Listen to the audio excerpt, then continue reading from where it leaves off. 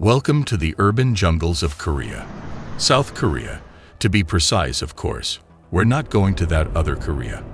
We'll follow this hunky piece of meat driving a Benz around. At first, he was listening to some boxing fight statistics, but then she talks to what sounds like his mother, then comes home to an empty apartment. Well, not completely empty because he finds some cake, some food, and good gravy. He's got blood on his hands. So our hero starts panicking and starts looking for his people. Jong Do-hyun starts scouring and screaming around, looking for what supposedly sounds like his family. Then he stumbles upon this girl drenched in blood. Just at the right time too, because it looks like Wonyoung here bites the dust. But then Do-hyun is strangled by someone, but he breaks free and breaks the assailant's leg. Soon, two more thugs step up, one with a knife, but it looks like Do-hyun is pretty good at defending himself. He takes them out in a fit of rage, and that's revenge served. Right. Well, no, a report suddenly tells us that Do-hyun is currently in prison for turning the three housebreakers into corpses. Not to mention, this report is seen by lots of people, and the atrocity happened on the night he defended his title as the world's youngest champion in fighting. Don't know what's the specialty yet. Everyone shut up. This egghead can't hear the news. So they study more quietly, because if they don't, they'll be served a knuckle sandwich. Some students are seen struggling to study for their entrance exams. Then the teacher and a new transfer student arrives. This is Ba Sik-chan, and according to the teacher, he's a champion at the boxing nationals. Applause all around because who doesn't like a boxing champion, right? Well, it looks like he has a bit of a superiority complex and starts beating up people to assert his dominance. This unlucky twerp is Cha Woo-sol, you know, the guy that was struggling with studying earlier.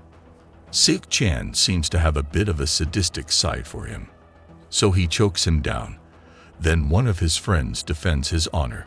Sadly, Sik-chan believes in equal rights, equal fights, so girls are free game too. Woo-sol stops Sik-chan before he could lay the final blow, but this results in Woo-sol getting a full can of a beatdown. Looks like there's some history behind them. Then Woo-sol defends himself with a ballpin. Well, Sik-chan taunts him to do it, so he does and pokes his eye out. Guess he's gonna have to change his profession from boxer to pirate. Time skip to court, and a lawyer accuses Woo-sol of murderous intent, so he's gonna fight it, right? Well, no, he pleads guilty. You should have called Saul Goodman, my guy. It's off to juvie for you. Guess who he meets in the juvie bus? It's Do-hyun. Looks like this is gonna be an interesting batch of inmates. There's this guy, An Hyun-min, who gets interested in making small talk with Woo-sol, then they get escorted to their new homes. In these cells, they're met with their new inmates, and they already spit at them for their crimes. Then a flashback is aired of what used to be the biggest and probably strongest guy in this prison, getting tricked into a violent standoff, so that results in him being in solitary. Alright, so back to this fat lug asserting his dominance over the fresh meat. He emphasizes the newbies to keep their heads down since they can't fight for jack. Don't draw any attention to yourselves, especially not in front of these two from before. This greaseball behemoth is Lee Won-jun, and he has an ugly face with an uglier temper to match. His partner in crime, Han Sung-yong, is a small but terrible little goblin that won't hesitate to terrorize anyone. But these two mongrels don't compare to the real iron fist of this prison. Do-hyun, you know, the youngest world boxing champion, and the seats next to the window. Yeah, that guy. Well, now that that's done, Won-jun and Sung-yong need two new players thanks to them beating the crud out of the last one. Hyun-min and Woo-sol are forced to play football now, but it's such a tense environment. Suddenly, Woo-sol is forced to kick the ball, but he kicks a different pair of balls instead. Won-jun is ticked off that his unborn children are shaken up, so it's time to teach the new meat a lesson. The gang drags him away, but Do-hyun strikes fear into their hearts, so Woo-sol uses this chance to run and cower to him. Looks like Du Huyan isn't really built for prison life, moral-wise, because he stands up for the quivering Musal. Won Jun isn't having it, so he taunts and rushes to Du Huyan. He's a boxing champion, so this is over before it even started. I did not know they had classes in prison, but here we are. Looks like Won Jun is giving Musal the old stink eye. Then Musal gets a visitor. Look who it is. It's the one-eyed Willie Seok-chan. He says his school and boxing days are over, but Musal apologizes instead. Well, he gets what he deserves. Musal should grow a pair and laugh at this degenerate. Seok-chan vows revenge once he gets out. Then, of course, Musal begs for his life. Hopefully, he'll grow a spine in prison. Time for another day of prison school, and it looks like Musal isn't safe from Won Jun this time. Luckily, while looking out the window, Musal sees Du Huyan doing exercises. So he follows him and thanks him for his help the other day. Not only that, but Du Huyan's presence means that Won Jun and his goons won't be beating his sorry hide anytime soon. In the following days, Musal hangs around Du Huyan's exercise regimen, even bringing him juice. But Du Huyan wants to be alone, so now he really asks what's up. Musal confesses that he wants to be strong like him, but he thinks he might go down the same path as he did. Musal begs to teach him, as he doesn't want to be a spineless cur anymore. He just wants to defend himself. All right, Du Huyan agrees to train him, only if he does 100 laps around this square in 40 minutes. The race begins, and over time, the endurance begins to break Musal. But then he remembers being beaten up, so he stays motivated and keeps on running. Du Huyan tells him to stop if he can't take it anymore. But watch this. He falls over, and this is the turning point of Musal's life. Though he cries like a dirty pig, he gets back up and pushes himself forward. Our boy is finally growing a spine. Du Huyan screams for him to stop, but he faints out of exhaustion as he grabs him. There's hope for him after all. Eventually, we come to the scene of some cop and Du Huyan talking about his arrival and how it has improved the prison overall thanks to his world champion Riz, striking fear into anyone who even thinks of going wild behind bars. The cop offers Du Huyan a favor, so this happens. Musal gets moved into Du Huyan's quarters. Immediately, his training begins as he steps in the room, and he does push-ups. Not gonna lie though, his push-ups look weak. Somewhere else, Won Jun is doing push-ups just fine, and they get wind of Musal's move. Musal, on the other hand, looks very pathetic to Du Huyan now. He says that they should immediately start on improving his reps, starting now. Oh man, this is pain, but at least he got to do one. You hear that? It's time for a training montage. From push-ups to shadowboxing, and even eating and weight training, Du Huyan begins to teach him the ropes. Of course, like anyone beginning, he struggles like a little rat. But over time, his muscles begin to show. His motivation carries him forward. His footwork gets brutal. And man, oh man, the prison life really is cultivating this little man into the finest South Korean gigachad you just might ever see. Outside the prison, we have one-eyed Willie strutting aimlessly and causing traffic. Then it looks like he picks a fight with the drivers, even though it's his fault. Looks like they were this mob boss chauffeur. He likes how Seok-chan tussles, so he offers him a job. But he turns it down in the most edgy way possible. The mob boss notices he's blind in the right eye, so he offers him this. He'll strike him. If he could dodge or block, he's free to go. Guess what? Seok-chan gets hit, and it looks like this might just be the opportunity of a lifetime. Back to prison school. Looks like Hyun Min got rid of that asinine hair color. He breaks the news to Musal that Du Huyan is eventually going to be transferred to an adult prison. Later, this sets off Musal's focus in training. So he tells Du Huyan. He gets back to training, but he also thinks Hyun Min is in trouble. Spoiler alert. He is. So Musal springs into action, and he's pretty good now. This entire assault is under Won Jun's planning though. So this time, he directly sends his goons to talk to Wusol. Wusol agrees, and he's taken to Wonjun directly. He talks down on Wusol, saying that one of his goons' face is now ruined thanks to his punch. He apologizes, classic Wusol. That's when push comes to shove, and Wonjun hits him and mocks his apology. Time for a little dance, because Wusol hits back, and hits back hard. All right, the gloves are off now, and Wonjun hits back, and even slams him to the ground. All of Wusol's training will be tested to the limit. He does a great kick, but like all big oafs, Wonjun has super armor and throws him across the ring. He isn't too pleased with the bleeding Wusol gave him too, so now he's really ticked off. Wusol gives his best punches, but Wonjun manages to tank the hits. Soon, the two lock in an equal direct punch. But like what I said, Wonjun is an absolute unit. And with that, the flurry begins. It looks like Wusol is down for the count, but he's no quitter. Time for the final round. Wusol wobbles over to Wonjun, and as he tanks a big hit, he recoils back to return the favor. This brutish headbutting quite literally spearheads him to victory, and takes Wonjun down. He throws more punches, but Du Haiyan comes in time to stop him. Looks like the fight is over and Wusol is the victor. However, outside, it only gets worse as Sik Chan goes on a brutal rampage. His boss sees this and man, oh man, what a party this guy threw. All right, back to prison, and we see Wusol is getting a bit egotistical, starting from the food alone. It's time for training, and the two do some good old-fashioned sparring.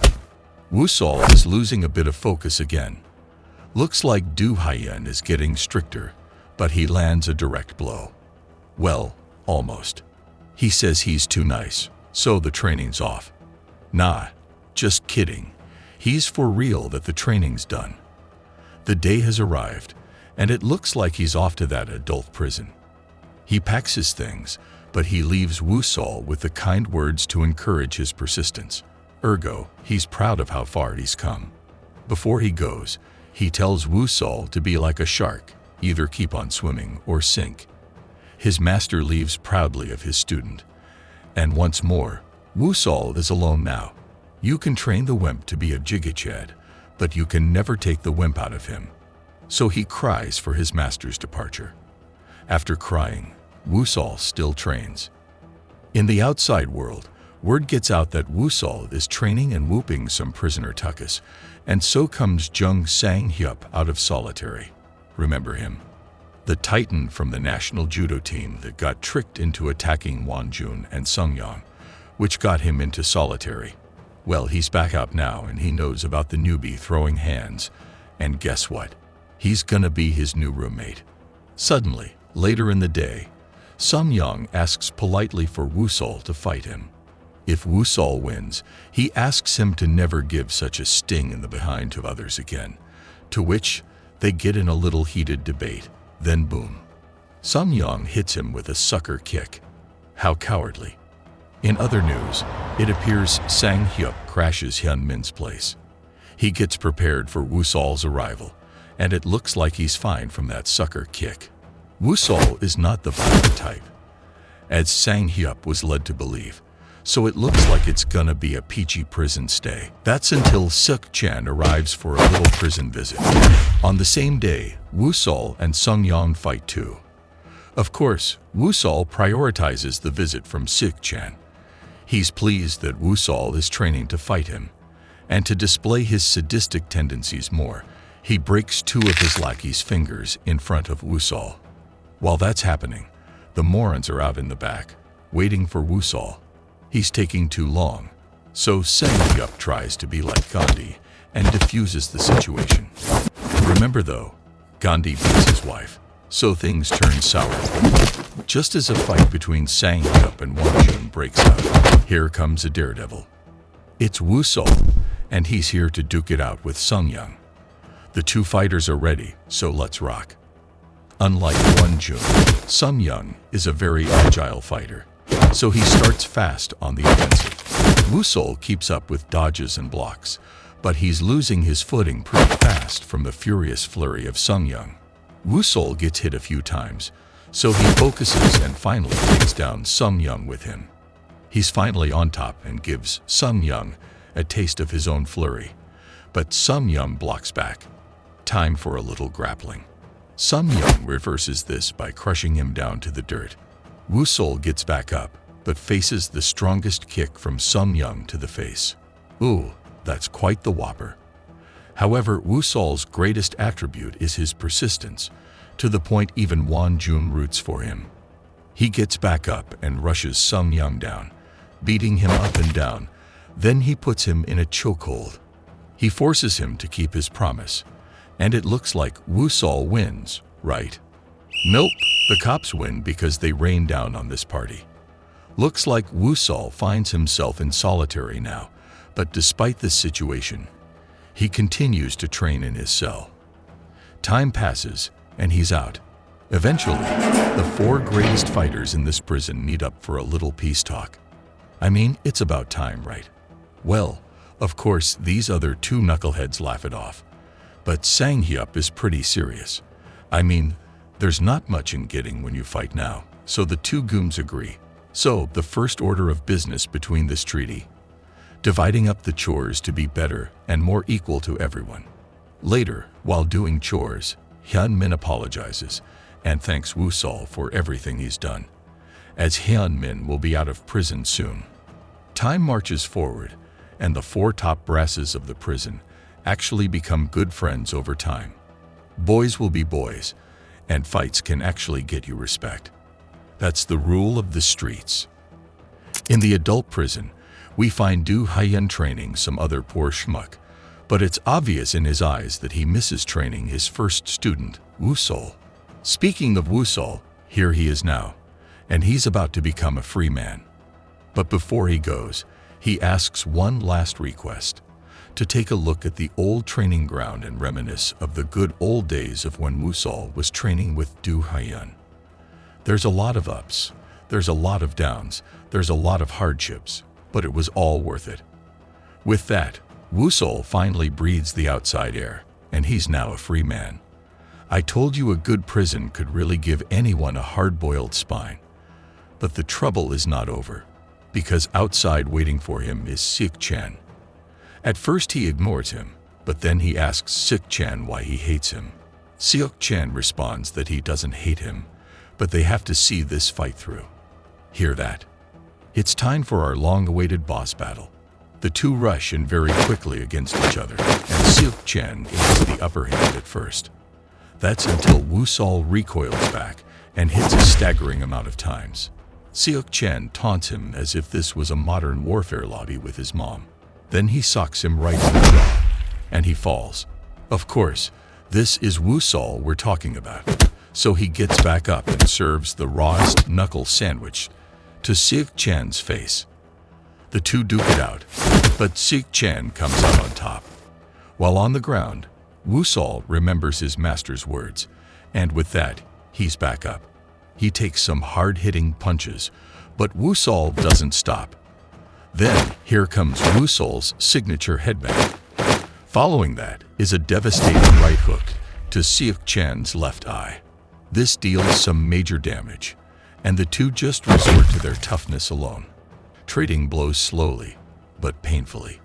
Seok Chan gets the last blow, but Wusol makes him cower before he could hit his own last shot. With that, you can't deny Seok Chan is defeated. It's time for Wusol's victory lap, and he walks away. Eventually, he visits his old master in the adult prison, and immediately, they talk about sharks. That's where our violent tale ends.